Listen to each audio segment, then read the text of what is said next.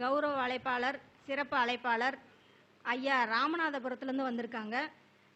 Doctor Dhanasekar அவர்களை விதி மதி கதி ஜாதகத்தில் கெட்டிருந்தாலும் வாழ்க்கையை வசந்தமாக மாற்றுவது எப்படி என்ற தலைப்பில் பேச வராங்க. ஐயா அவர்களை வருக வருக என வரவேற்கிறோம். வாங்க. என் உயிரிலும் மேலான ஜோதிட ஆன்மீக பெருமக்கள் அனைவருக்கும் ராமநாதபுரத்திலிருந்து டாக்டர் ஆர் தனசேகரனின் அன்பான வணக்கங்கள். இப்போ இது திருப்பூர் சகோதரிகள் நடத்தக்கூடிய இந்த கருத்தரங்கம் என்பதில் முதலாக கலந்துட்டு இருக்கேன். நிறைய இடங்களில் கலந்துருக்கோம். இந்த விழாவுக்கு திடீர்னு கூப்பிட்ட போது நான் எப்போதுமே இங்கே வர்றதுக்கு நைட்டு 8:30 மணிக்கு மேலே தான் முடிவு பண்ணுவேன், எந்த ஊருக்கு போகிறதா இருந்தாலும். ஆனால் டேட்டெல்லாம் கொடுத்துருவேன். நைட்டு 8:30 மணிக்கு என்னுடைய சூழ்நிலை எப்படி இருக்கோ அப்படி தான் கிளம்புவேன். அது என்னுடைய எப்போதைய வழக்கமும் கூட. இந்த ஜோதிடத்துறையில் உங்களெல்லாம் பார்க்கும்போது எனக்கு அவ்வளோ சந்தோஷமாக இருக்குது. ஏன்னா ஜோதிடத்தின் மீது இருக்கக்கூடிய காதலால் தான் நான் நைட்டில் 8 மணி நேரம் 9 மணி நேரம் பயணம் பண்ணி வர்றேன். விடிய விடிய தூக்கம் இருக்காது, திரும்ப போகும்போது விடிய விடிய தூக்கம் இருக்காது. பகல் ஃபுல்லாக அவங்கள பார்த்துட்டு மறுபடியும் திரும்ப நைட் ஃபுல்லாக ட்ராவல் பண்ணுவேன். ஏன் இவ்வளவு ட்ராவல் பண்ணணும்னா ஜோதிடத்தின் மீது இருக்கக்கூடிய காதல், அவ்வளோதான். இந்த ஜோதிடத்தை எல்லோரும் விரும்பி படிச்சுட்டு இருக்கோம். எந்த குருநாதரிடமும் படிக்காமலே ஜோதிடத்தில் சாதனை செய்தவன் நான். ₹1 கூட கட்டணம் செலுத்தி எந்த குருநாதர்கிட்டையும் படிக்கல. இந்த ஜோதிடத்தின் மீது எப்படி ஆர்வம் வந்தது, இந்த ஜோதிடம் படிக்கக்கூடிய ஆசை எப்படி வந்தது அப்படின்னா ஒன்றுமே இல்லை. எங்கள் அண்ணன் ஒரு பெரிய ஜோசியர், அவரோட ஜாதகம் எழுதுறதுக்காக கொடுத்துருந்தேன் எங்கள் பிள்ளைகளுக்கு. எழுதுவோம்டாரு, நானே எழுதினேன். இதில் ஆர்வம் தான்.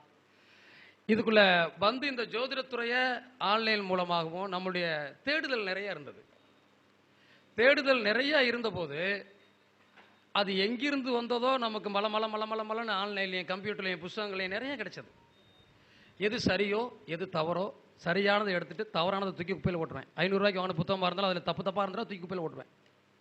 ஒரு பஞ்சாங்கத்திலே ஒரு பக்கத்திலே தவறு இருந்தால் அது எனக்கு தெரியும். அந்த பஞ்சாங்கம் அச்சிட்டவரை கூப்பிட்டு இந்த பஞ்சாங்கத்தை தூக்கி குப்பையில் போட்டுருங்க, இதை வெளியிடாதீங்க, உங்களால் எவ்வளோ பேர் பாதிக்கப்படுறோம். சரி, தெரியாதவங்க தெரியாமல் குறித்து கொடுத்துட்டா எவ்வளோ பெரிய பாதிப்பு வரும். ஆகையினால எது தவறு எது சரி என்பதை புரிந்து கொண்டால் நீங்கள் பெரிய ஜோதிடர். அதற்காகத்தான் அதுக்கு ஒரு தலைப்பு கேட்ட போது விதியா மதியா கதியாங்கிற தலைப்பையும் கொடுத்தேன். 1, 5, 9 பற்றி நான் அடிக்கடி பேசுகிற பழக்கமும் உண்டு. நீங்கள் இந்த சாஸ்திரம் ஜோதிடம் என்பது என்ன? வானளாவிய ஜோதிடம். சூரியனிலிருந்து வரக்கூடிய ஒளி கதிர்களை தான் அத்தனை நட்சத்திர கதிர்களும் அத்தனை கிரகங்களும் வாங்கி பூமியை நோக்கி செலுத்துது, அவ்வளவுதான். ஜோதிடம் எளிமையானது, இனிமையானது. ஒரு வகையில் நீங்க பார்த்தீங்கன்னா ஜோதிடத்தை, சார் இன்னைக்கு நம்ம உயிரை காப்பாற்றணும் அப்படின்னா டாக்டரை நம்பி போறோம். அந்த உயிரை வெளியே எடுக்கிறதுக்கே ஜோதிடம் நம்பி வராங்களே. சார் இந்த குழந்தைய எப்போ எடுக்கலாம்? உண்மையா இல்லையா?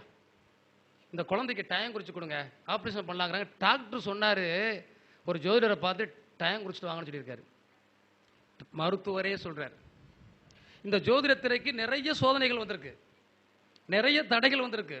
கோர்ட்டில் போய் தடை பண்ண சொல்லி கேட்டாங்க.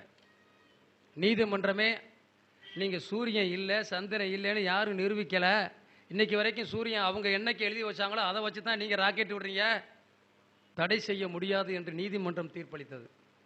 அதெல்லாம் ஜோதிடத்துக்கு கிடைத்த வெற்றி அல்லவா? இன்றைய தினம் ஜோதிடத்தை பற்றி நாம் பேசிட்டு இருக்கோம். இந்த ஜோதிடம் 2000-3000 ஆண்டுகளுக்கு முன்பாகவே இருந்தது என்று சொல்றாங்க. பெரிய பெரிய ஆட்கள் எல்லாம் எழுதியிருக்காங்க. எது சரியானதோ அதற்கு எதிர்ப்பு தகுதியானதாக இருக்கும். இன்னைக்கு ஜோதிடத்தை எதிர்த்து நீங்க ஏதாவது ஒரு பதிவு போட்டீங்கன்னா உங்களை எதிர்த்து திட்டுறதுக்கு 1000 பேர் முழு வர்றாங்க. ஏன்? ஒரு ஜோதிடத்தை பதிவை நீங்க பேஸ்புக்கில் போட்டீங்கன்னாலும் சரி, யூடியூப்ல போட்டாலும் சரி, உங்களுக்கு திட்டுறதுக்குனே ஒரு குரூப் வருவாங்க. திட்ட இந்த துறை வளர்ந்து கொண்டிருக்கிறது என்ற அர்த்தம். நிச்சயமாக அதில் எந்த சந்தேகமும் இல்லை. நீங்க ஜோதிடம் என்பது வானளாவிய சாஸ்திரம் என்று சொன்னாலும் கூட அதில் அற்புதமான கருத்துக்கள் இருக்கு. அன்னைக்கு ஜோதிடம் கணிப்பது ரொம்ப கஷ்டம். ஒரு ஜோதிடர் ஒரு ஊர்ல ஒருத்தர் இருப்பார், அல்லது 4 ஊருக்கு ஒருத்தர் இருப்பார். அவர் தான் போகணும். அவர் ஒரு பேனாவை எடுத்து நீங்க பிறந்த தேதியை வச்சு, மாசத்தை வச்சு, அந்த நிமிடத்தை வச்சு, அந்த சூரிய உதயத்தை வச்சு ஜாதகம் எழுதி கணிக்கணும். இன்னைக்கு ஒன்றும் தேவையில்லை சார். உங்கள் சாஃப்ட்வேரில் டக்குன்னு போட்டால் டக்குன்னு வந்துடும். எதுக்கு நீங்கள் கணக்கு போடணும்? இன்னைக்கு அவ்வளவு டெக்னாலஜி வளர்ந்துருச்சு. ஆக நாம் எதை நோக்கி பயணிக்கணும்னு நினைக்கிறோமோ அந்த பயணத்தை நோக்கி பயணிக்கிறத விட்டுவிட்டு தேவையில்லாததை நோக்கி நம்ம பயணிக்கிறோம். அதனால தான் தோல்வியை சந்திக்கிறோம். 5 லட்சம் ரூபாய் செலவு செய்து படிச்சிருக்கேன் சார், எனக்கு லக்கணத்திலிருந்து பணலக்கத்திலேன்னு ஒரு பொண்ணு சொல்கிறாங்க. என்ன சார் இது கொடுமை? அப்போ என்ன படித்தாங்க அவங்க? ஏகலவனுக்கு கிடைச்ச குரு மாதிரி வந்துடக்கூடாது நமக்கு கிடைக்கிற குருலாம். உண்மையா இல்லையா? குருநாதர் என்பது என்னுடைய என் ஊருக்கு பக்கத்தில் ஒருத்தர் சொல்லுவான், நான் வந்து கிளாஸுக்கு போகிறேன், ஒரு கிளாஸுக்கு 5000 ரூபா கட்டி போயிட்டே இருக்கேன் அப்படின்லாம் சொல்லுவான். அவன்கிட்ட லக்கணம் தெரியல. ஏடா இவ்வளவு நாளாக கிளாஸுக்கு போகிறேன்? எங்கள் குருநாதர் வந்து நான் சொல்லி கொடுத்ததை யாருக்கும் சொல்லக்கூடாதுன்னு சத்தியம் பண்ணி சொல்லி கொடுத்துருக்காரு. எவ்வளோ பெரிய விஷயம் இது! இது எல்லாம் வெளியே கொண்டு வர நம்ம எல்லாம் படிக்கணும். ஜோதிடம் என்பதை தினம் ஒரு புஸ்தகத்தை படிக்கிறத விட்டுருங்க சார். நம்ம அப்பா ஒரு வழியில் போய் சம்பாதிச்சிருப்பாரு, நம்ம ஃப்ரெண்டோட அப்பா அவர் ஒரு வழியில் போயிருப்பார், நம்ம சித்தப்பா பையன் அவர் வழியில், எல்லாருமே ஒரே வழியில் போய் சம்பாதிக்க முடியுமா? அவங்களுக்கு ஒரு ரூட் இருக்கும். ஒருத்தர் ஃபாலோ பண்ணுற ரூட்டை எல்லாரும் ஃபாலோ பண்ணாதீங்க, ஜெயிக்க முடியாது. உண்மையா இல்லையா? ஜோதிடம் என்பது விதி, மதி, கதி, இது 3குள்ள தான் சார் இருக்கு. எப்படி நினைக்கிறீங்களா? விதினா நம்ம எதை பற்றி சொல்கிறோம்? லக்கணம் தானே சார் சொல்கிறோம். விதி அதான் உயிர்னு சொல்கிறோம். மதினா எதை பற்றி சொல்கிறோம்? சந்திரன் இருக்கிற இடத்த பற்றி சொல்கிறோம். கதினா யாரை பற்றி சொல்கிறோம்? சூரியனை பற்றி சொல்கிறோம். இந்த 3மே கெட்டு போச்சுன்னா நம்ம கதியத்தவை தான். நிறைய பேர் பாருங்க, நம்ம கிராமங்களில் நிறைய இடங்களில் பேசுவாங்க. பேசும்போது பார்த்துருக்கீங்களா? நீங்கள் போய் எல்லாரும் பேசி ஒரு மீட்டிங் பேசிக்கிட்டு இருப்பாங்க, 10-50-100 பேர் கூட்டம் போட்டு பேசிக்கிட்டு இருப்பாங்க. நீங்கள் போய் பேசும்போது தான் அங்கே பிரச்சனை வரும். அப்போ அங்கே இருக்கிறவங்க ஒரு ஆள் சொன்னான், இந்த விதியத்தை வேலை வெளியே போச்சிடுறா. ஏன்? இவ்வளோ பேர் பேசும்போது கேட்டுக்கிட்டு இருந்த அந்த கூட்டம் நம்ம போய் பேசும்போது இந்த விதியத்தை வேலை வெளியே போச்சுங்கிறான். என்ன காரணம்? லக்கணம் கெட்டு போயிருக்கு. உங்களுக்கு லக்கணம் கெட்டு போயிருந்தா நீங்க எங்கே பேசினாலும் சரியாக பேசினாலும் அந்த கூட்டத்தில் அது தவறாக தெரியும். அப்போ நம்ம விதியத்தை வேலை போயிடுறோமா? விதி கெட்டு போச்சா? சரி. இன்னும் நம்ம வீட்டில் மாமே, மச்சான், சித்தப்பன், பெரியப்பெல்லாம் சேர்ந்து சொந்த உறவுகளாக சேர்ந்து ஒரு கூட்டம் நடத்துவாங்க. ஒரு முக்கியமான விஷயத்தை பற்றி பேசுவாங்க. அப்போ இவர் போய் டப்புன்னு ஒரு விஷயத்தை போடுவார். இப்படி செஞ்சா என்ன? இந்த மதிகட்ட பயலுக்கு கலகம் இழக்கிறதே வேலையா போச்சு. மதியத்தை வயலை வெளியே தள்ளி விடுறாங்க. அப்போ என்ன இருக்கீங்க? சந்திரன் எங்கேயோ அடி வாங்கியிருக்காரு, நம்ம பேச்சை கேட்க மாட்டாங்க. நம்ம சொன்னாலும் நம்ம சரியா சொன்னாலும் ஏற்றுக்கிற மாட்டான். அப்போ இந்த நிலைப்பாட்டுக்குள்ள நம்ம இருக்கோம்ல, அப்போ மதி கெட்டு போச்சுல. இன்னொரு விஷயம் இருக்கு. சூரியன் யாருக்கெல்லாம் பலம் இழந்திருக்கிறதோ, சூரியன் யாருக்கெல்லாம் கெட்டு போயிருக்கிறதோ, அவர்கள் எங்கே போய் பேசினாலும் அவங்களுக்கு சப்போர்ட் பண்ணி ஒருத்தர் பேச மாட்டான் சார். இப்போ ஒருத்தர் பேசுறாருன்னா தவறாகவே பேசினாலும் அந்த தவறை நியாயப்படுத்துவதற்கு 10 அல்ல கை இருக்கும். இருக்குமா இல்லையா? ஆனால் பண்ணுறது கூட அயோக்கியத்தனம். ஆனால் பேசுறதுக்கு, அவர்களை தூக்கி பிடிக்கிறதுக்கு, அவங்க சொல்லக்கூடிய வார்த்தைகளை பற்றி பெருசாக பேசுறதுக்கு 10 பேர். 10 பேர் சேர்ந்துட்டா 100 பேர் ஆப்பாயிருவான். டே அவனுக்கு அடியால் இருக்கான் 10 பேர். அப்போ அவன் தப்பாக பேசினாலும் அங்கே சூரியன் என்பவன் ஒளிக்கிரகம் என்பது சரியாக இருக்கிற போது அவன் எதை பேசினாலும் அந்த கூட்டத்தில் எடுத்துக்கும். சூரியன் கெட்டு போயிருக்கு சார், நீங்கள் பேசுகிறதெல்லாம் தப்பாக இருக்குங்க, இது தப்பான முடிவாக இருக்குது, இதை கொஞ்சம் மாற்றிக்கலாம் அப்படின்னு சொன்னால் என்ன சொல்லுவான்? இவனை அடித்தா கேட்குற நாதி இல்லை. இந்த கதியத்தை வயலுக்கு வாயை பார்த்து தூக்கி போடுறான், அவனை கேட்கவே மாட்டான் சார். அப்போ இந்த விதியும் மதியும் கதியும் இல்லாத போது நம்முடைய பேச்சுக்கும் வார்த்தைக்கும் செயலுக்கும் திட்டத்திற்கும் யாராவது மதிப்பு கொடுப்பார்களா? அப்போ நம்மை வாழ வைப்பது எது? விதி, மதி, கதி. இந்த ஜாதகத்தில் லக்கணம், சந்திரன், சூரியன் பலமாக இருக்கிற போது சென்ற இடமெல்லாம் சிறப்பை தருகிறது. இது போல அதே போலதான் 1, 5, 9 லக்னாதிபதி பலமாக இருக்கிற போது நம்ம எல்லாரும் சொல்றோம்ல, ஏன் லக்கணத்துக்கு காரக கிரகம் சூரியன் சொன்னாங்க? ஏன் மற்ற கிரகத்தை சொல்லக்கூடாதா? ஏன் சொன்னாங்க சார்? லக்கணத்தை இயக்கக்கூடிய காரக கிரகம் சூரியன் சொன்னாங்கல்ல, ஏன் சொன்னாங்க?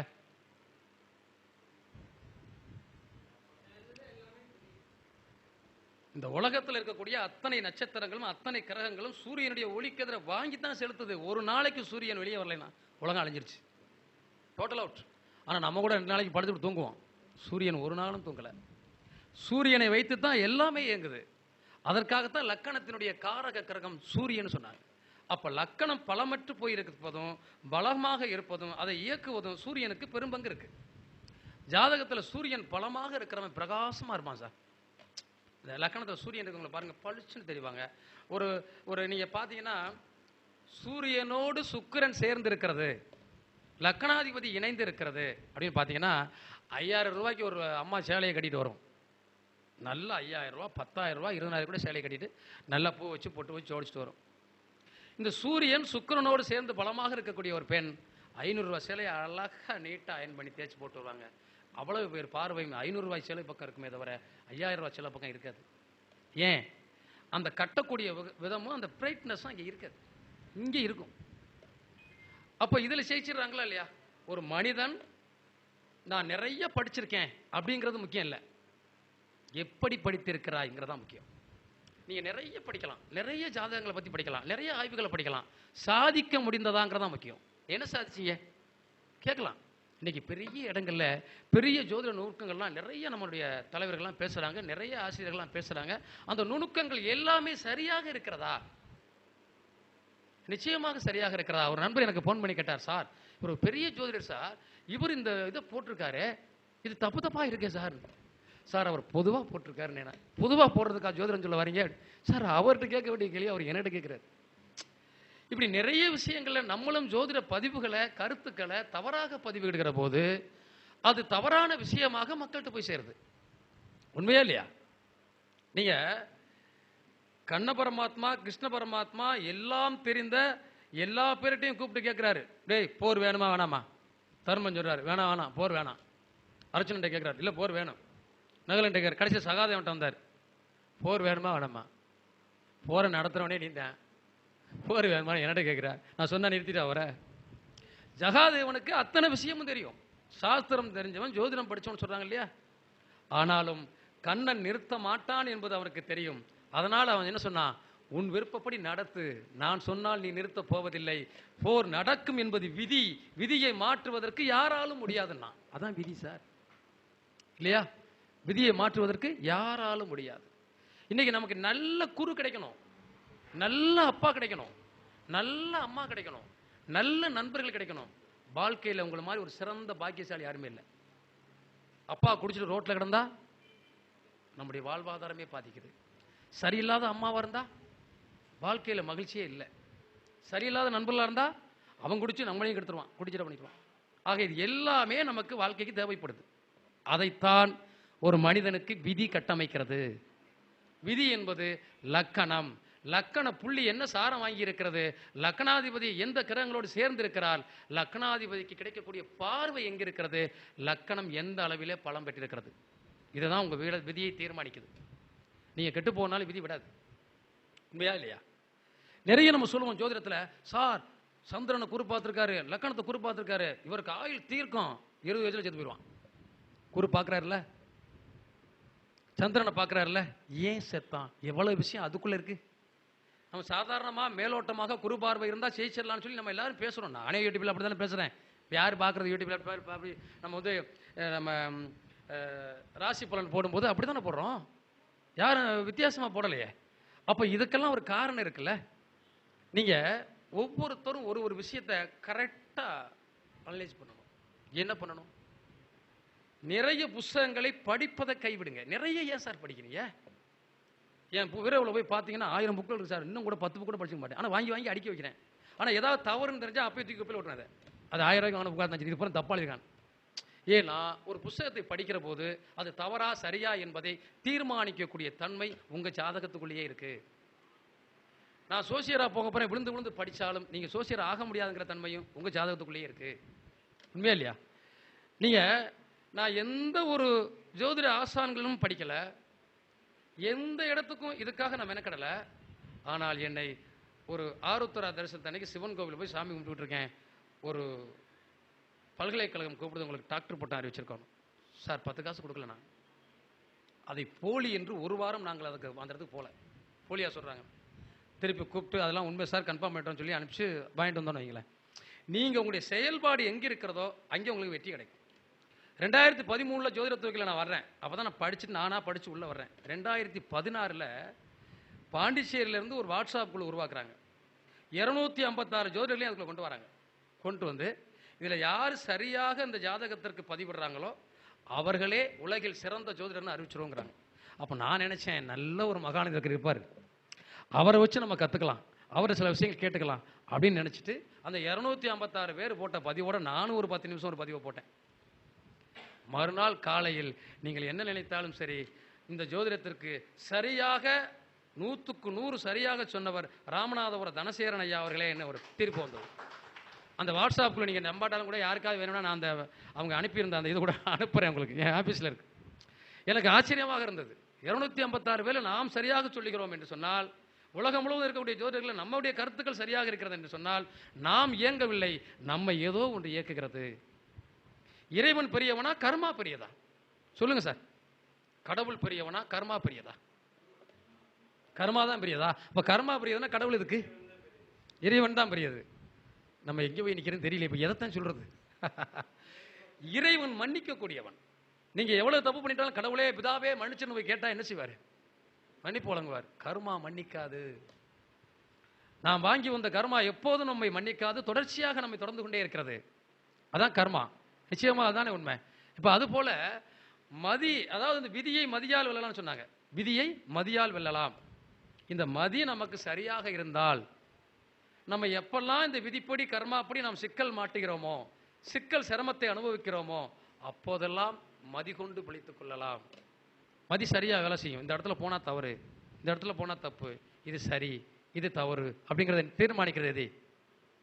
மதி தானே சார், சந்திரன் தானே. ஒரு மனிதனுக்கு மனமது செம்மையானால் மந்திரம் தேவையில்லைன்னா, சந்திரன் பலமாக இருந்தால் மந்திரம் எதுக்கு? ஒரு ஜாதகத்தில் சந்திரன் பலமாக இருக்கிற போது நீங்கள் எதையும் ஜெயிக்கலாம். இன்னும் சில பேர் பாருங்க, அடிக்கிற மாதிரி வந்தா கூட சிரிச்சே அவன் அடியை கூட நிப்பாட்டிடுவான். அவன் அங்கிருந்து அடிக்கிற மாதிரி வந்தா கூட நீங்க சிரிச்சுட்டு போங்க. ஒரு அம்மா சொல்லும், நான் அப்ப எங்க வீட்டுக்காரருக்கு சாப்பாடு கொண்டு போக சொல்லலாம், லேட் ஆயிட்டா அந்த காடுகள்ல அப்பெல்லாம் மாடு ஏர் மாடு வச்சு தான் விழுவாங்க. விழுகும் போது லேட்டா போயிட்டு அவர் சாட்டை கம்பை தூக்கிட்டு வரான் வீட்டுக்காரர், அடி உரிச்சுட்டு வரான் சாட்டை கம்பை. இந்த அம்மா சாட்டை கம்போட வருகிற போதே ஒரு 10-20 அடிக்கு இங்கிட்ட இருந்து போகும்போதே சிரிச்சிருவாங்களாம். கிட்ட வர வர வர சாட்டை கம்பை கீழே ஓட்டு வரான். அதுதான் மதி. மதி கொண்டு பிழைப்பது என்பது மிகப்பெரியது. விதியை மதியால் வெல்லலாம் என்பதும் மிகப்பெரிய விஷயம். இந்த மதி விதி ஒரு பக்கம், அதுதான் சொல்லுவோம், ஒன்று விதியை பாருங்கள், மதியை பாருங்கள், கதியை பார்க்கிறோம். இரண்டுமே கெட்டு போயிருந்தால் கூட சூரிய பகவான் பலமாக இருந்தால் நீங்க எவ்வளவு கீழே விழுந்தாலும் தூக்கி விடுறதுக்கு ஆள் இருப்பான் சார். சூரியன் பலமாக இருக்கிற போது கதியத்த வயன்ற நிலை வராது. சூரியன் கெட்டு போயிட்டா வெங்கடக்கான் கதியத்த வய, வெங்கம் பய, வீண் பய, வீணா பேசிட்டு இருக்கான்னு சொல்லுவான். அந்த கதி என்ற விஷயத்துல சூரியன் பலமாக இருக்கிற போது நம்மளை தூக்கி பிடிக்கிறதுக்கும், நமக்கு ஹெல்ப் பண்றதுக்கும், உதவி பண்றதுக்கும், நம்மளை சப்போர்ட் பண்றதுக்கும் ஆர்டர் இருக்கும். ஏன்னா சூரியனுடைய ஒளிக்கதிரத்தானே எல்லா கிரகங்களும் வாங்கி கிரகிக்குது. அப்ப இது இல்லாத போது நம்முடைய வாழ்க்கை இல்லை. அப்ப இந்த மூணும் பலமாக இருக்கிறதா அப்படிங்கிறது நம்ம ஜாதகத்தில் ரொம்ப ரொம்ப முக்கியம். இதை பார்த்துட்டீங்கனாலே ஜோதிடத்தில் 90% ஜெயிச்சிட்டீங்க. வேற எதையும் போய் எழுதுறதுக்கோ பேனாவை எடுத்து குறிக்கிறதுக்கோ தேவையில்லை சார். எல்லாமே டேட்டா படுத்து டயத்தை போட்டால் சாப்பிட்டு வந்துடுது. உண்மையா இல்லையா? உலகம் அப்படி தானே போயிட்டு இருக்கு, ரொம்ப அட்வான்ஸாக போயிட்டு இருக்கு. நம்ம எல்லா விஷயங்களையும் தெரிந்து கொள்ள வேண்டும். நீங்க ஜோதிடம் படிச்சீங்கன்னா ஜோதிடர் ஆக முடியும். ஜோதிடத்தை படிச்சிட்டோம்னா நீங்க, ஒரு அம்மா நைட்டு 8 மணிக்கு நான் இங்கே போகலாம் அப்படின்னு ஒரு முடிவு, எனக்கு 8 மணிக்கு தான் நான் ஒவ்வொரு நாள் சொல்லிட்டேன். ஒவ்வொரு நாளும் முதல் நாள் நைட்டு 8 மணிக்கு மேலே தான் ஒரு இடத்துக்கு போவோமா வேணாம்ங்கிற முடிவு பண்ணுவேன். அது வரைக்கும் கன்ஃபார்ம் கிடையாது, நான் டேட் கொடுத்துருவேன் வர்றேன். இந்த 8 மணிக்கு மேலே தான் என்னுடைய முடிவு. சரி 8 மணிக்கு கிளம்பலாம் அப்படின்னா 8 மணிக்கு ஒரு அம்மா வந்து நிற்குது, 35 வயசு இருக்கும், மாற்று மதத்தை சேர்ந்த பெண்.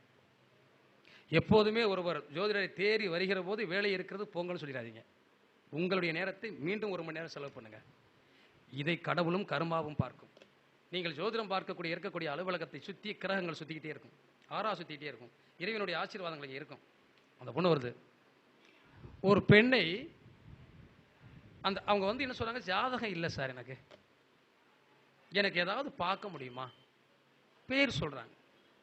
அவங்க வந்த நேரத்துக்கு பிரசனத்தை போட்டு பார்த்துட்டு, உன்னுடைய முதல் கணவர் இறந்து விட்டாரா? முதல் கேள்வி. ஆமா சார், 10 ஆண்டுகள் ஆச்சு. இப்போது ஒருத்தன் திருமணம் பண்ணிக்கிறேன்னு சொல்லிட்டு உன்னை ஏமாத்துறானா?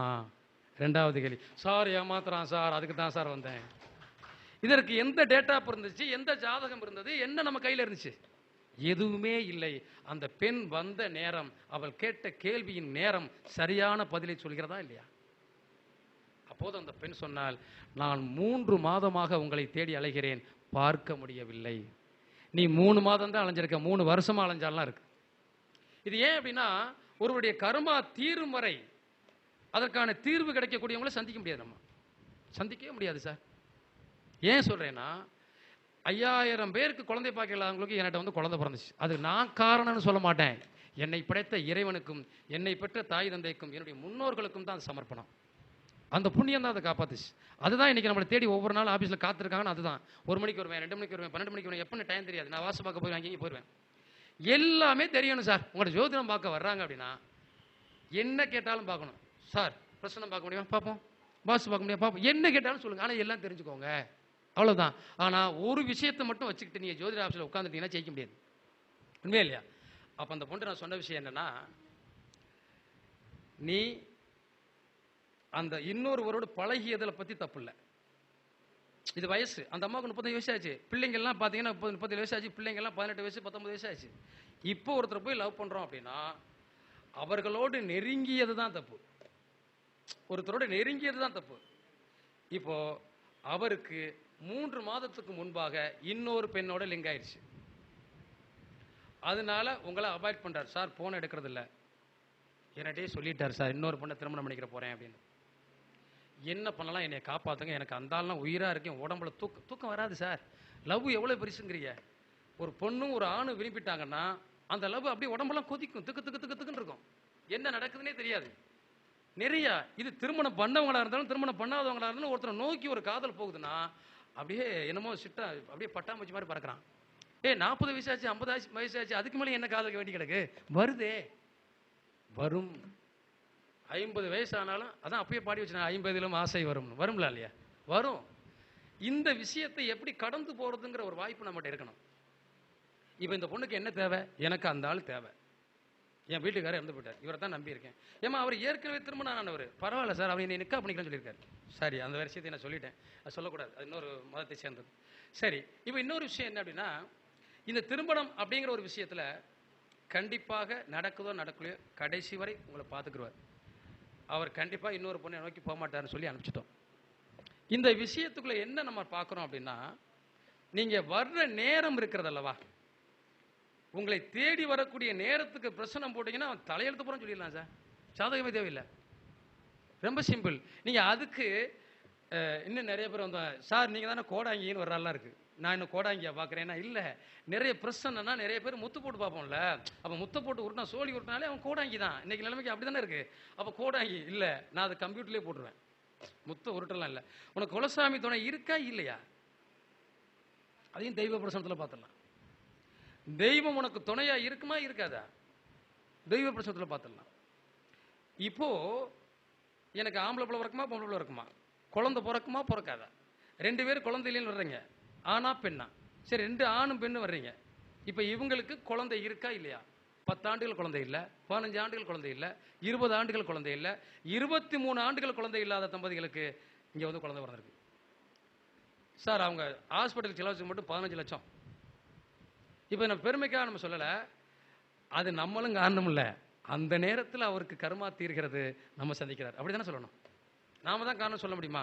இல்லை இல்லை. அப்போ நாம் ஒரு தீர்வை சொல்கிறோம், அது சரியாக அந்த குழந்தை பிறக்கிறது, அதான் அப்படி தானே சொல்ல முடியும். நம்ம தான் காரணம் சொல்ல முடியுமா? நம்மை படைத்த நமக்கு எல்லாம் மேலே கடவுள் ஒருத்தர் இருக்கான்.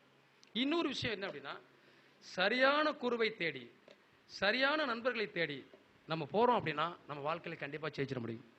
நான் அந்த பொண்ணோட நைட்டு சொன்ன விஷயம் என்னென்னா, கையை நீட்ட சொல்லி கையை இறுக்கமாக பிடிச்சி ஒரு நிமிடம் கண்ணை மூடிக்கோங்கன்னு சொன்னேன். என் கை அவங்க கை உள்ளங்கையில் இருக்குது, அவங்க கை இதுக்குள்ளே இருக்குது. 1 நிமிடத்திற்குள்ளே உங்கள் உடம்பு செலுத்ததுன்னா அவர் உங்கள்கிட்ட ஃபோன் பண்ணி பேசுவார், இல்லைன்னா பேச மாட்டார்னு. 1 நிமிடம் பிடிச்சிருக்கும் போது அந்த பொண்ணு செலுத்துருச்சு, எனக்கு உடம்பு தெரிஞ்சிருச்சு, கை விட்டுட்டேன். போமா அவனை நைட்டு காலையில் ஃபோன் பண்ணி கூப்பிட்டார். காலையில் சார் நான் உங்கள் இப்போ நம்ப மாட்டீங்க, திருப்பூரில் வந்து சகோதரி காலையில் அடித்தாங்க, சார் வந்துட்டீங்களா அப்படின்னு. வந்துட்டேம்மா, திருப்பூரில் தான் இருக்கேன், வந்துடுவேன் அப்படின்னு. கரெக்டாக அந்த அம்மா போன, சார் எனக்கு ஃபோன் அடிச்சுட்டாரு சார். சூப்பர்ல, நல்லா இருக்குல்ல? அவங்க மனசுக்கு எவ்வளோ சந்தோஷமா இருக்கு. இப்போ நம்ம மனசுக்கு என்ன சந்தோஷமா இருக்கு. இப்போ யாருக்கோ ஒருத்தருக்கு குழந்தை இல்லாதவங்களுக்கு குழந்தை பிறந்துருச்சுன்னு சொல்லும்போது அது நம்ம குழந்தை மாதிரியே தோணுது, அப்படி தானே இருக்கு. 23 ஆண்டுகள் குழந்தை இல்லாமல் இருந்து குழந்தை பிறந்த ஒரு குழந்தை ரோட்டில் வரும்போது அவங்க அம்மா அந்த அங்கிள் போகிறாரு அப்படின்னா அந்த குட் மார்னிங் அங்கிள் அப்படிங்க அந்த குழந்தை அப்படியே மனசெல்லாம் அப்படியே என்னமோ லேசா. ஏன்னா அவங்க 23 வருஷம் மலடிங்கிற ஒரு பேரை வாங்கியிருந்தவங்க, இங்கே வந்து அந்த குழந்தை கிடச்சிது. பார்க்கும்போது எவ்வளோ சந்தோஷமா இருக்குது. இதுதான் சார் ஜோதிடம். ஜோதிடம் என்பதை ரொம்ப எளிமையாக கற்றுக்கங்க, இனிமையாக கற்றுக்கங்க, சூப்பராக பாருங்கள். வளைச்சி எழுதுனா கண்ணு வலிக்கும், காது வலிக்கும், மூக்கு வலிக்கும், எல்லாம் வலிக்கும் சார். இது மட்டும் இல்லாமல் 1, 5, 9 இதை நம்ம அடிக்கடி சொல்லுவோம். லக்கணம் என்பது எந்த கிரகங்கள் கெட்டு போயிருந்தாலும் லக்னாதிபதி பலமாக இருக்கிற போது, உங்கள் ஜாதகத்தை பொறுத்தவரை லக்னாதிபதி பலமாக இருக்கிற போது, நீங்கள் 5 கெட்டு போச்சு 9 கெட்டு போச்சுன்னு வைங்க, லக்னாதிபதி பலமாக இருந்தால் நீங்கள் உங்கள் முயற்சியால் மிகப்பெரிய சாதனை செய்ய முடியும், ஜெயிச்சிருவீங்க. சரி, லக்னாதிபதி பலம் இல்லை சார், 5ஆம் இடம் பலமாக இருக்கிறது.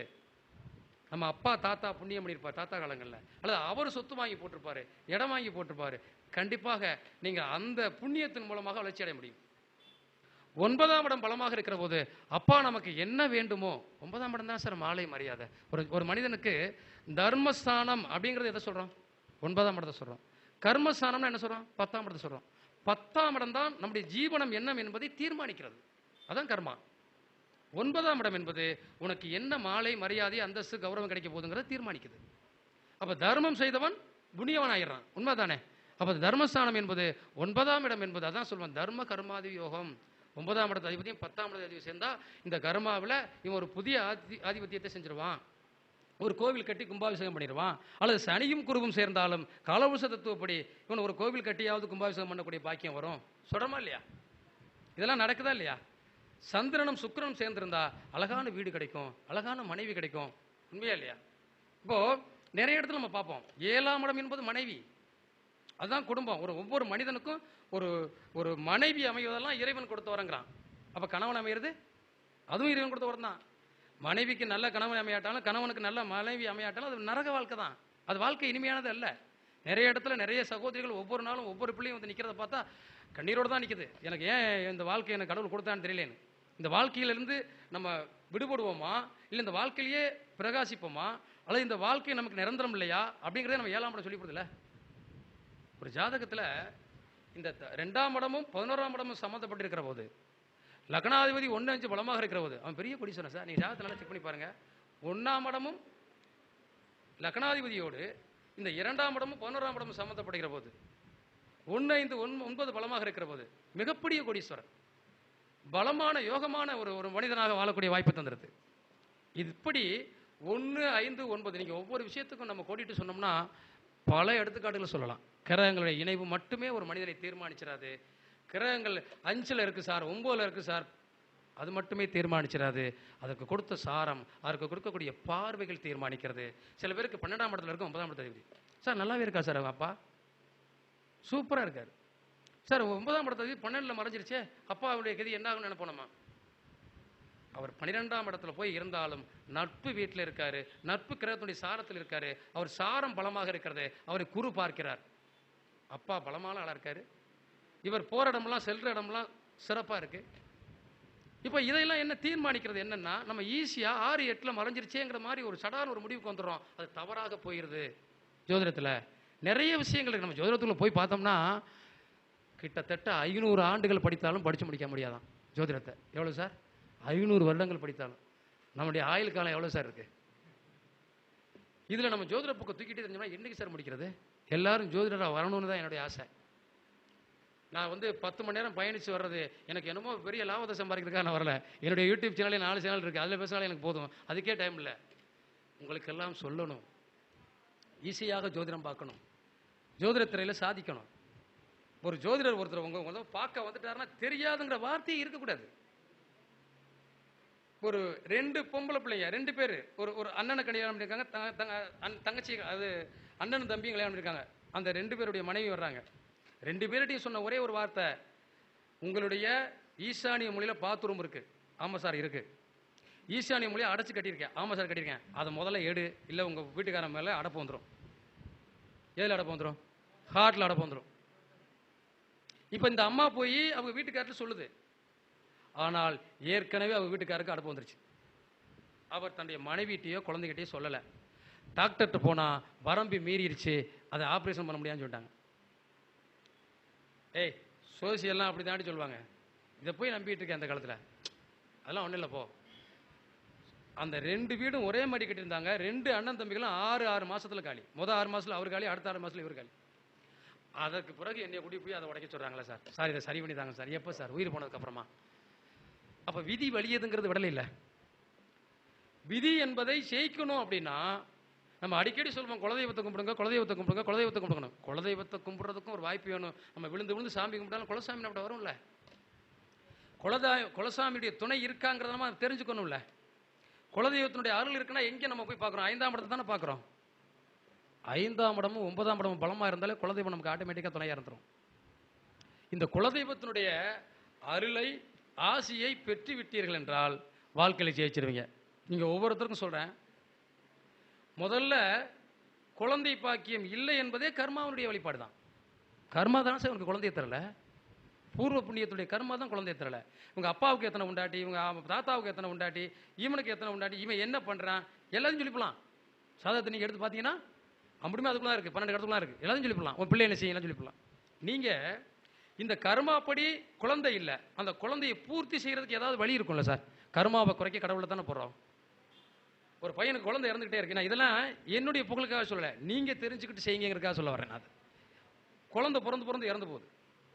அவனுக்கு 5ஆம் இடத்துல சனி ராகு, 5ஆம் இடத்து அதிபதி 8ஆம் இடத்துல சூரியன் சாரத்தில், சூரியன் 6ஆம் இடமா இருக்காரு. அப்போ கெட்டு போய் இருக்கு, அந்த அருமை கெட்டு போச்சு. இந்த கெட்டு போனதை எப்படி எடுக்கிறது? இவனுக்கு சொன்ன வழியை நான் என்னன்னா, குலதெய்வம் கோயிலில் 2 மரத்தை நடணும். அந்த மரத்தை சாகாம காப்பாற்றணும். ஏன்னா அவனுக்கு பிள்ளை பிறக்குது, சாகுது. அந்த மரம் உன் தலைக்கு உயரத்துக்கு மேலே வந்துருச்சுன்னா, அந்த 2 மரமும் பொழைச்சிச்சுன்னா அவனுக்கு 2 குழந்தை பிறப்பாங்க. இன்னைக்கு அவங்களுக்கு 2 குழந்தை இருக்காங்க சார். 2 குழந்தை பிறந்துட்டாங்க, நல்லாவே இருக்காங்க. ஆனால் 2 மரத்தையும் வளர்த்துட்டாரு. இன்னொரு விஷயம், குழந்தை வேணும், எனக்கு 5ஆம் இடம் கெட்டு போச்சு, ரொம்ப உங்கள்கிட்ட வாதாடி வர்றாங்க அப்படின்னா, முதல்ல நீங்கள் செய்ய வேண்டிய விஷயம் என்ன தெரியுமா? கிரகங்களை சரி பண்ணணும். அடுத்து தெய்வங்களை சரி பண்ணணும். இந்த கிரகங்களையும் தெய்வங்களையும் சரி பண்ணுறது மட்டுமல்ல, உடம்பையும் சரி பண்ணனா குழந்தைகள் கிடைச்சிரும். பரிபூர்ணமான வாழ்க்கையில் ஜெயிச்சிட முடியும். அப்போது இந்த லக்கணம் ஒரு இடத்துல இருக்கு இல்லையா? இப்போ நீங்கள் வந்து ஒரு கிரகங்களை சரி பண்ணணும்னா என்ன செய்யணும்? 9 நவக்கிரகத்துக்கு எங்கிருந்தா, யாருக்கு குழந்தை இல்லைனாலும் நான் சொல்கிறத நல்லா மைண்டில் வச்சுக்கோங்க. 9 நவக்கிரகத்துக்கும் 9 நவக்கிரக பூஜை பண்ண சொல்லுங்கள். 9 பேருக்கும் 9 துண்டு, 92 18 வெத்தலை, 18 பாக்கு.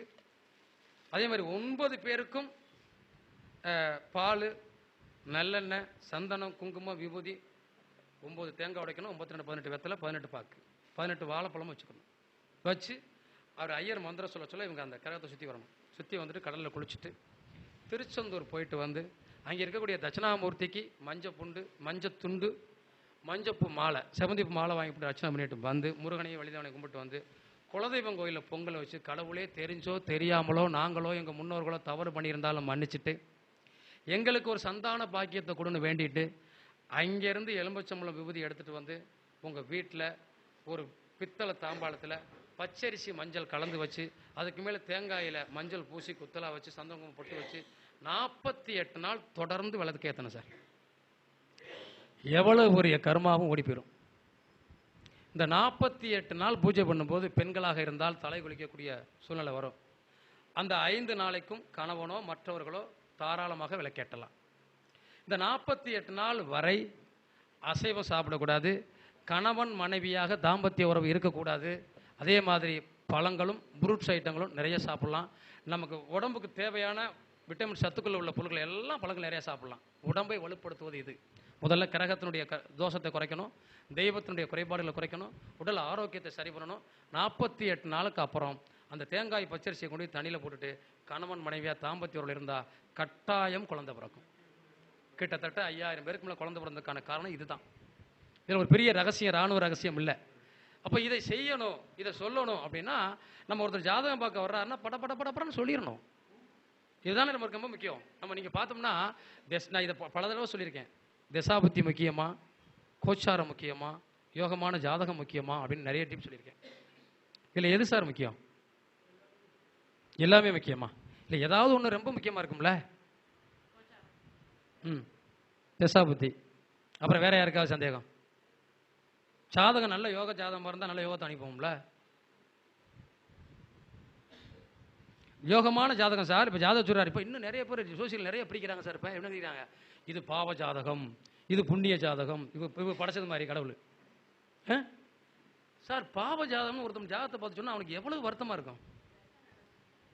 நிறைய பேர் இப்போ சொல்றாங்க சார் இது பாவ ஜாதகம். அவ கொண்டு வந்து கொடுக்கும்போது சார் இது பாவ ஜாதகமா, இது என் பொண்ணுக்கு சேராதுன்னு சொல்றாங்க. ஏன் ஜாதகம் புண்ணிய ஜாதகம், இவங்க என்னமோ பெரிய புண்ணியம் மட்டும் வந்த மாதிரி, அவன் என்னமோ பாவம் மட்டும் வந்த மாதிரி ஜாதகத்தை பிரிக்கிறாங்க சார். இதையும் பண்றது நம்ம ஜோசிக்கிறது தான். ஏன் இந்த வேலையை பண்ற? பாவம் இல்லை? இந்த ஜாதகத்தை இந்த பொண்ணை வந்து கட்டினா மாமனாருக்கு ஆகாது, இவங்க என்னமோ மாமனார் விதியை இவங்க எழுதுற மாதிரி. சார் மாமனாருடைய விதியை கடவுள் எப்போ எழுதிட்டான்? மர்மம் வந்து அழிக்க போதா? நிறைய தவறான கருத்துக்கள் நம்மகிட்ட இருக்கு. அதை நம்ம மாற்றணும், அப்போதான் நம்ம ஜெயிக்க முடியும். உண்மையா இல்லையா? இப்போ விதி, நம்ம விதி மதி கதின்னு பேசிட்டோம், 1, 5, 9 பற்றி பேசிட்டோம். இப்போ நமக்கு இந்த வந்து நம்ம ஜாதகத்தில் இப்போ இந்த ட்ரெண்டிங் தான் ஓடிட்டு இருக்கு. மீன ராசிக்கு கொட்ட போகுது கோடி. ஏயா மீன ராசிக்கு ஏழரை நீ தான் சொல்ற, அப்புறம் கொட்ட போகுது கோடி கோடியா? இவன் ஏழரை நடக்குன்னு வந்து வித்துனா அவனுக்கு கோடி கோடியா கொட்ட போதும். எங்கிருந்து கொட்ட போகுது? ஒருத்தர் கேட்குறாரு, சார் மீனராசிக்கு கோடி கோடியா கொட்ட போதான்? ஆமாம், வீட்டுக்குள்ள படத்துக்கு கொட்டும். சார் இதெல்லாம் வந்து ஒரு ட்ரெண்டிங். நம்மளை வந்து இப்போ நம்ம வந்து ஒரு ஜோதிடர் வந்து ஒரு பெருசாக ஆகிடுறாருல, திடீர்னு அவர் பெரிய ஆள் ஆகிறாருல. எப்படி ஆகிறாரு? அவர் ஏதோ ஒரு விஷயம் சொல்லியிருப்பாரு, அவர் சொல்லும் போது, அவர் பேசும்போது அவருக்கான நேரம் சரியானதாக இருந்திருக்கும். அது அப்படியே படிச்சிருமா? அதோட அத்தனை டிவிக்காரன் போய் நிட்டுவான். சார் நீங்கள் சொன்னது பழிச்சிருச்சே, இந்த ஆட்சிக்கு வந்துருச்சே, அடுத்து என்ன சொல்ல வரீங்க? அவ்வளோதான், டெண்டிங் ஆக்கி விட்டுருவான் நம்மளை. இவ்வளவுதான். ஒவ்வொரு மனிதனுக்கும் டெண்டிங் ஆகிறதுக்கும் பெரிய ஆள் ஆகிறதுக்கும் காரணம் இதுதான். இது போல ஒரு ஜாதகத்தில் யோக ஜாதகம் அப்படின்னு இருந்தா அது ஜெயிச்சிருமா, இல்லை கோச்சாரம் நன்றாக இருந்தா ஜெயிச்சிருமா, தசாபுத்தி ஜெயிச்சிருமா அப்படின்னு பார்த்தா, இந்த யோக ஜாதகம் என்பது ஒரு புது கார் போல. புதுசாக ஒரு காரை கொண்டு வந்து நம்ம வீட்டில் நிறுத்திருக்கோம். அது அப்படியே நின்னா அது எதுக்கு சார் ஆகும்? ரொம்ப நாளைக்கு நின்னா அந்த கார் இத்து அதுவா போயிரும்ல. சரி, கோச்சாரம் என்பது என்ன? ஒரு டிரைவர் போல. ஒரு காரை இயக்குவதற்கு ஒரு டிரைவர் வேணும். அந்த டிரைவர் இருந்தால் தான் அந்த காரை அப்படியே ஒவ்வொரு இடமா நிப்பாட்டி போவார். இப்போ இன்னைக்கு நான் திருப்பூர்லேருந்து வந்தேன்னா ஒரு பாளையமா நின்று வருது. அப்போ மேடம்கிட்ட கேட்டேன், மேடம் அது என்ன பாளையம் கொஞ்சம் சொல்லுங்க. நாச்சி பாளையம். நாங்கள் அந்த கண்டக்டர், தம்பி இந்த நாச்சி பாளையத்தை கொஞ்சம் நம்மளை இறக்கி விட்டுருங்க அப்படின்னு. இப்போ இந்த நாச்சி பாளையம் வர நம்மளை அந்த புது கார், இப்போ நான் வந்தது கூட புது பஸ், அது அந்த புது பஸ் அந்த டிரைவர் தான் இறக்கிட்டு வர, இல்லாட்ட அங்கேயே நினைக்கும். அப்போ அது கோச்சாரம் தேவை. அப்போ எந்த இடத்துல நமக்கு இறங்கணுமோ அந்த இடத்துல கொண்டு இறக்கி விட்டு போறாரு. என்னைய கொண்டு வந்து நாச்சி பாளையத்தில் இறக்கி விட்டு போயிட்டார். உண்மை தானே? அதுதான் கோச்சாரம். உண்மையா? தசாபுத்தி என்பது என்ன?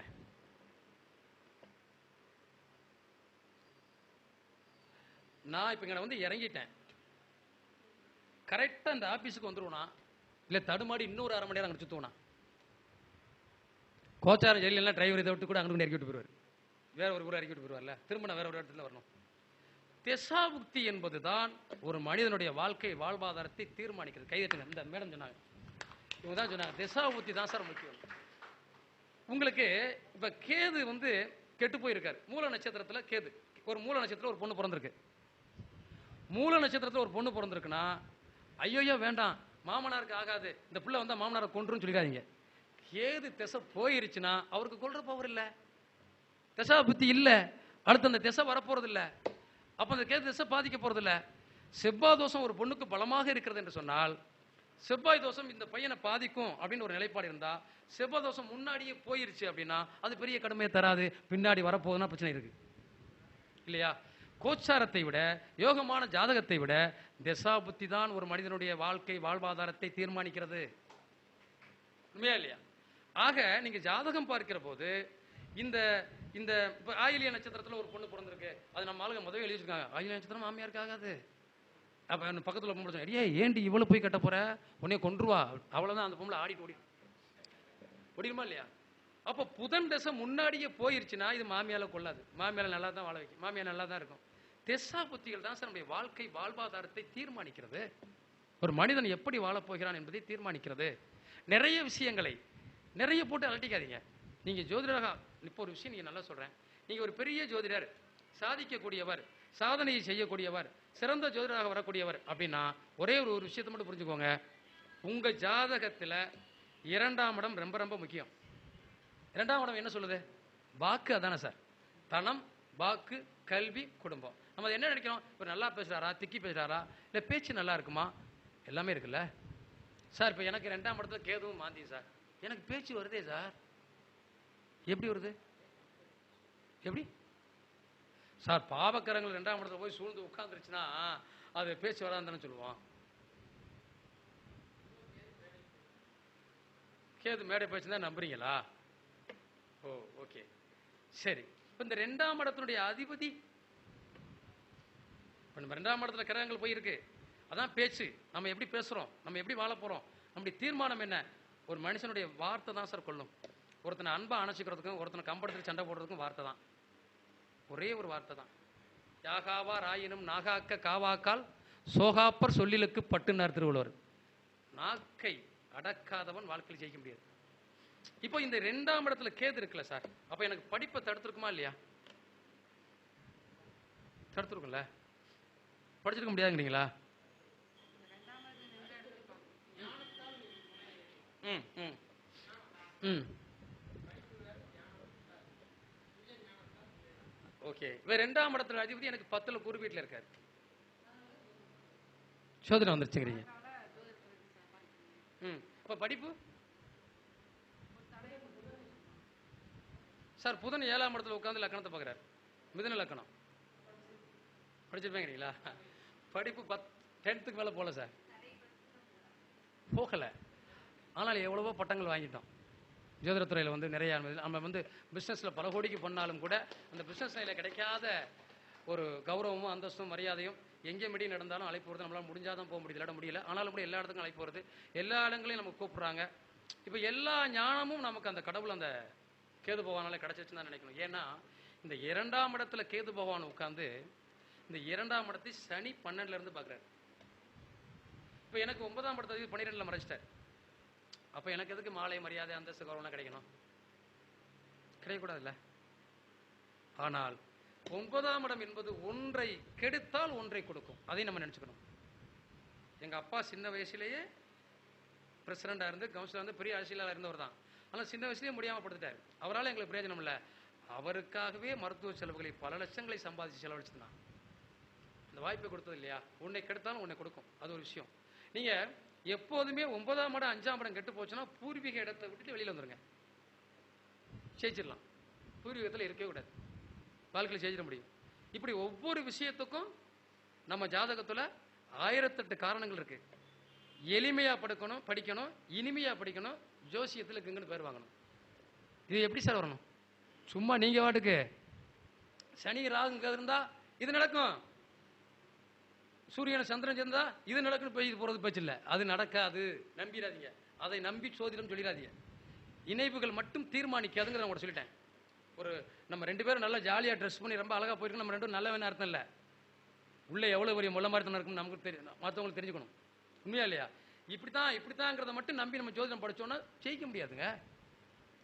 ஜோதிடத்துக்குள்ள அவ்வளோ விஷயங்கள் இருக்கு.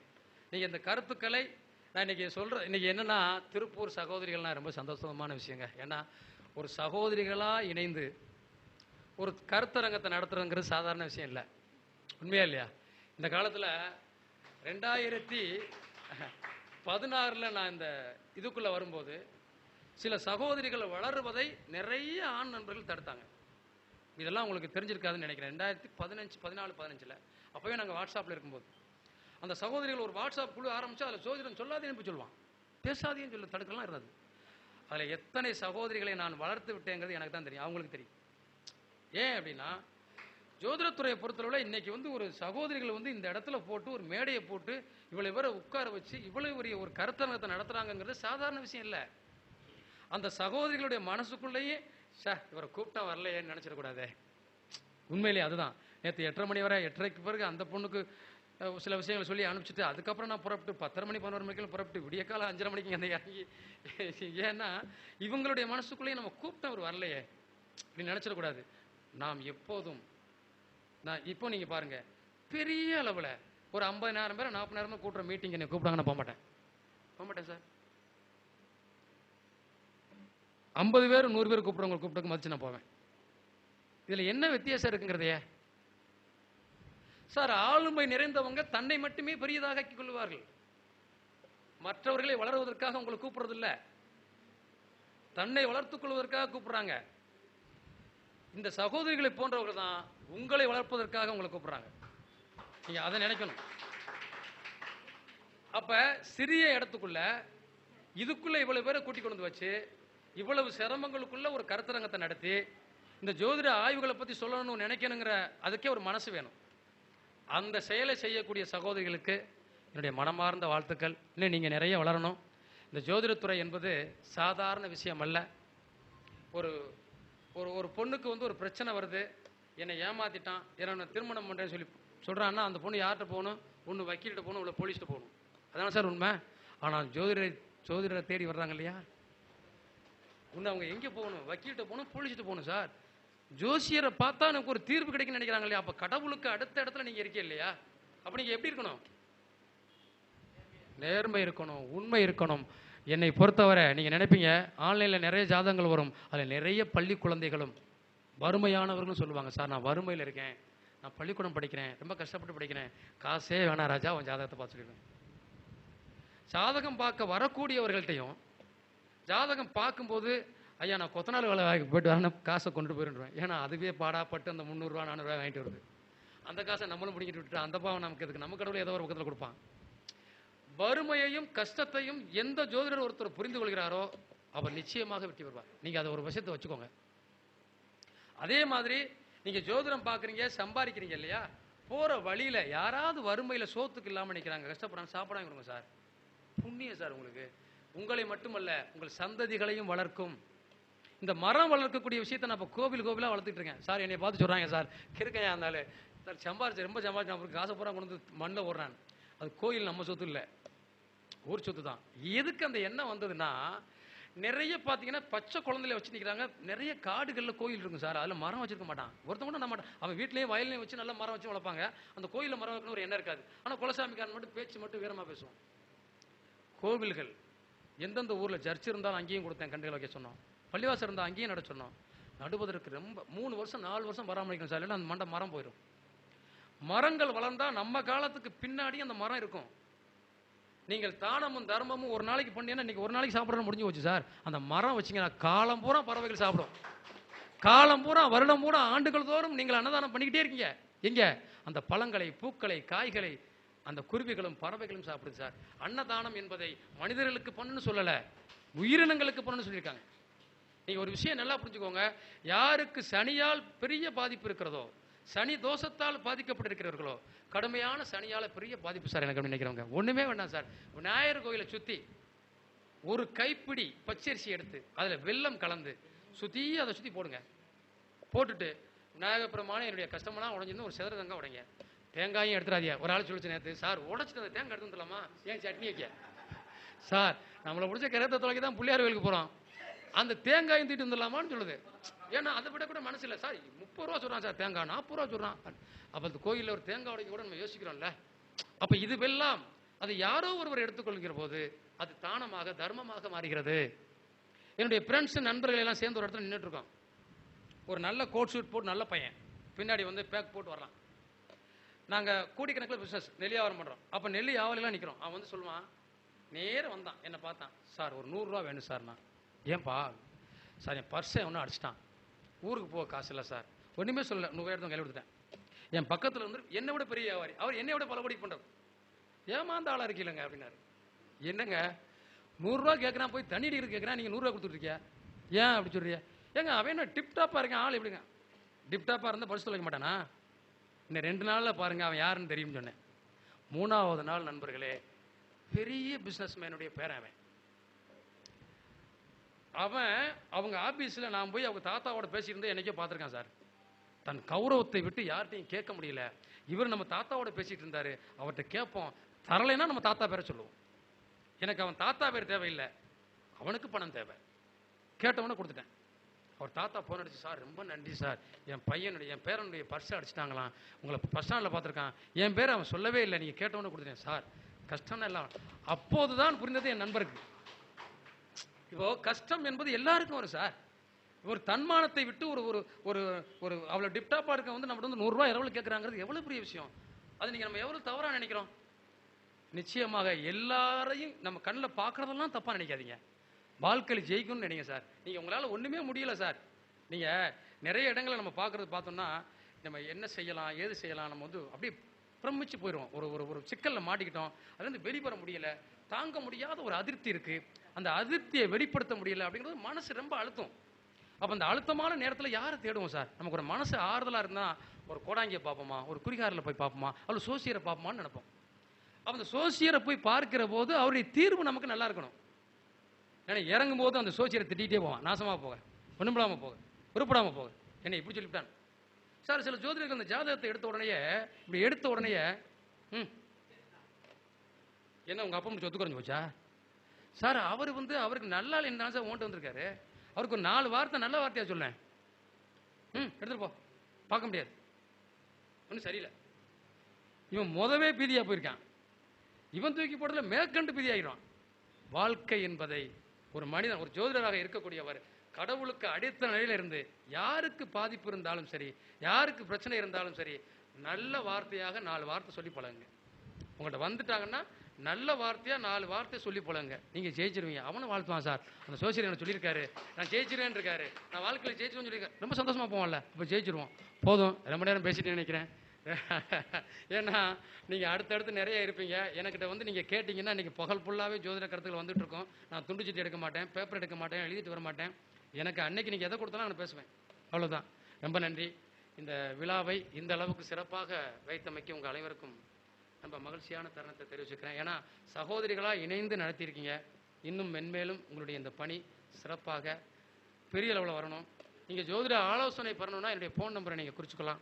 95 97 35 41 37 95 97 35 41 இந்த நம்பரில் நீங்கள் ஜோதிட ஆலோசனை பெறலாம். நன்றி, வாழ்த்துக்கள். மீண்டும் சந்திப்போம்.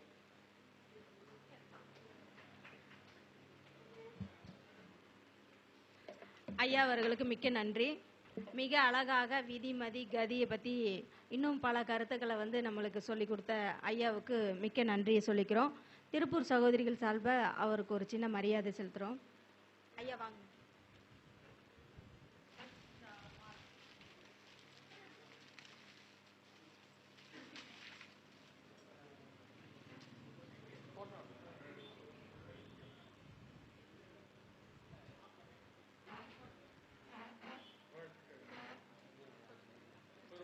கைதட்டல் தரலாம்.